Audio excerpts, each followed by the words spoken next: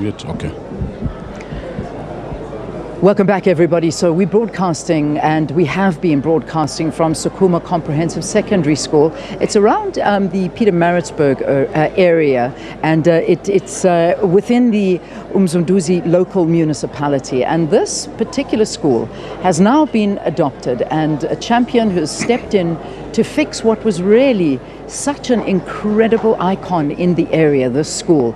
But through the years, it really has just gone so badly down in terms of its infrastructure and a lot of the issues plaguing the school. Well, the MEC has decided that he's going to step in. I'm talking Siboniso Duma, who has stepped in, and he serves, of course, in this particular capacity, in his capacity now as the leader of government business and the uMsunduzi MEC champion. So we are here with him. We're going to be talking to him about, the investment that's taken place, and of course, more importantly, how they're going to ensure the longevity of the school. MEC, it's such a pleasure to have you, and thank you for also coming out and wearing your Bafana shirt.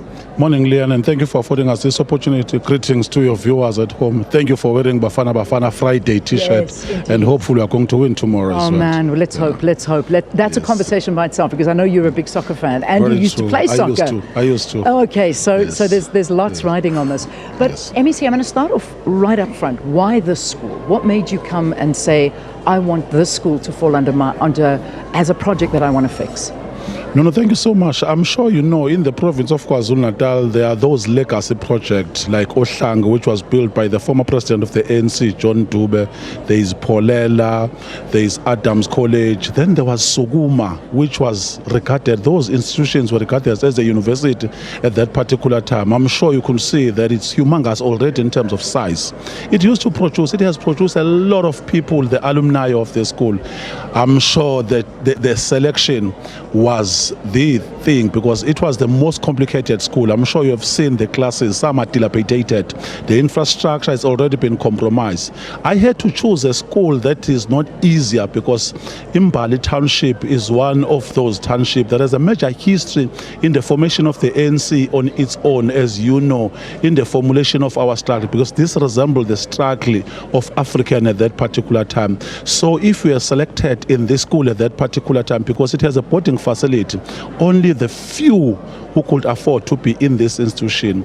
And unfortunately, I've seen it, the shading memory fading, and we had to do something. I just said that during Madiba was so keenly fond of education as a system, because he understood the issue of philosophy. If you develop this institution, automatically you are assisting towards the development of human beings, towards the development of Mbali as a township, and uMsunduzi and uMkungulu of the district. So I think we are here just to plow back on these communities. And I knew if Department of Education does not have resources, it was not going to be easy on their own. So we had to salvage what is left using the ATR, using the entities, using the private sector, because I had to say now is the time that let us invest back on this institution. 10 years from now, we must just go zoom back and say we started this journey, it has now evaporated, and others could learn from it. Yeah, indeed. And we've had the opportunity to walk around, to look. We'll start off at the boarding facility, because that's what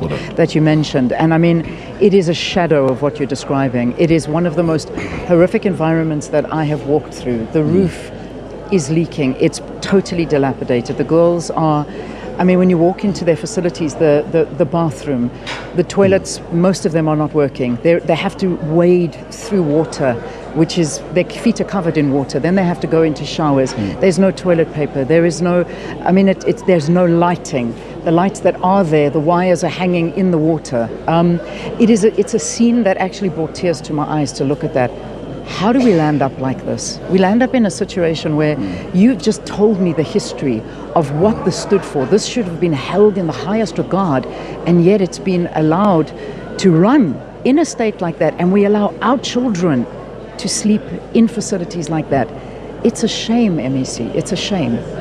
I could just tell you from the word go that the pros and cons of education system in a country like South Africa after the new dispensation, it suddenly meant that government want to assist thoroughly in ensuring that everyone who enrolled must go to a free environment, must not pay. Historically, you know that this used to be relatively like a private school where you'll pay a huge amount of money. That's why I'm saying that only few selected individuals who come from most background that are okay, the civil servants, the warders, the teachers, the nurses of that particular time. Unfortunately for this new dispensation, it means that government must then fund almost everything. You know the scarcity of resources because we tap from one division of Revenue Act. So it means that the public purse of government is not adequate enough. It's true that the issue of infrastructure, because at some point in time there was a hailstorm in Pietermaritzburg. This school was also affected.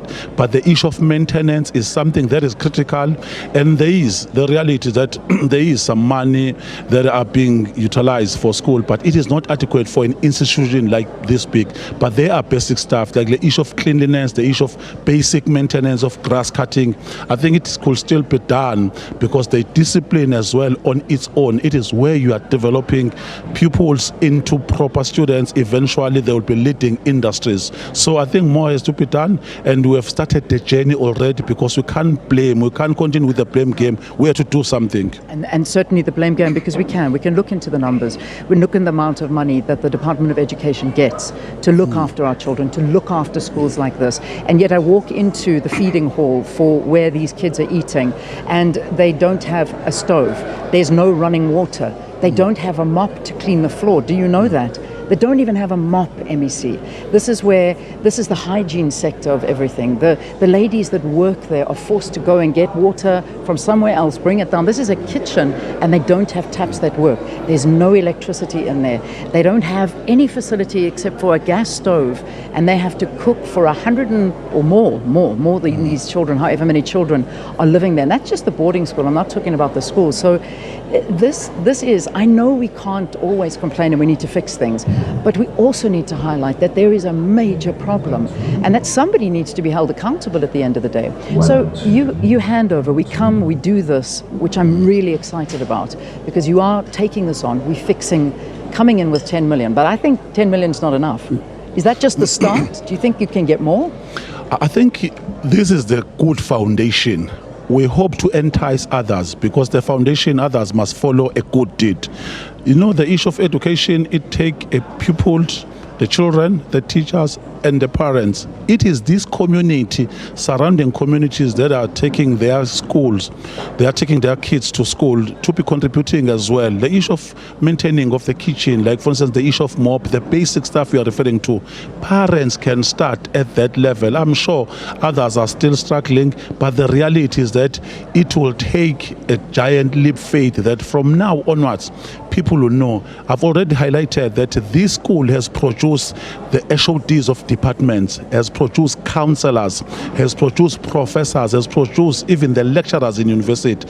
All those alumni must just be, we must just keep an invitation. Please come back, remember your school. This is part of the legacy project that must be sorted. We're still going to do more. 10 million is not going to be adequate, but we're sure that, it's a start. Others are going to follow. It's a good start. We're never taking away from that. It's a great start, and I know there's even a plan to get the solar going, which is unbelievable. However, I urge you to speak to your colleagues at the Department of Education, because there are more issues that are affecting the school as well. So you can come in and give it the paint, change the windows, and do everything you're doing. And yet, from what I'm hearing, that there are 7 support staff that look after this entire school. I mean, 7 staff. There isn't even a clerk. Do you know that there is no clerk working in the school to do the books, to run it, because all positions have been frozen? So this is never ever going to, 7 people cannot run this place. Will you be, do you have the department here as well that are working in conjunction with you? Because as much good as you do, this needs to be looked over. Mr. Mabinda, representing the department, is here with us today. You'll see him. I'm sure you're going to interview him later. But I think we must also congratulate the Department of Education in the province of KwaZulu-Natal, MEC Fraser, for becoming number 2. And I'm sure that the process, the prospect of us producing almost 152,000, those who wrote exam and passed, and we are the one with the highest distinction in the entire country. It means that some of the dimension of the department is being done right, which is the teaching and learning, it does take place. Other issues, like for instance the issue of maintenance of school, like for instance the issue of infrastructure, from time to time there will be cumbersome processes, because as I can just safely tell you that as we speak, Department of Education in the province of KwaZulu-Natal has already gone on the issue of over expenditure. It's the same with Department of Health, it's the same with DSD, because they deal with the core and anchor project of ensuring that we must prioritize the best interests of our kids. Will you invite us back when this is finished? What's the timeline? No, the timeline, I'm sure 10 million by the end of this year, you'll have seen a serious facelift. Yeah. But next year we'll be proceeding, and I've already tell you that I will want, as long as one is still active, I will want to continue with the adoption of the school, because for me it's a personal journey, yes, but it's an organizational journey that says that ingane yami ingane yakho, ingane yakho ingane yami nomphakathi kanjalo, meaning that your kid is my kid. Yes. In terms of community, we must build a new sociology of ensuring that we assist where we could assist, and we must embrace the spirit of Ubuntu, the spirit of philosophy of assisting each other. MEC, we will be here as your guests in a year. I'm hoping you're still in your position, and that we do come here and we see the revolution that is going to take place here. So we've covered the promise. I want to come back and cover the delivery. I will be honored and fortunate at that time. Good. Let's hope Bafana would have won Exactly. Africa Cup at the same time. Thank you and so much. We'll still wear these shirts. We'll wear these shirts yes. again in a year's time. Okay, make it a date. Make it a date. MEC, thank you, and good luck with all of this. The official handover is going to begin, and we will continue to cover this for you. I've got my colleague here as well, Jade Lee. So she's going to put a package together for you. We'll continue to monitor and see how this all works, and take a walkabout as well. But that's it for now.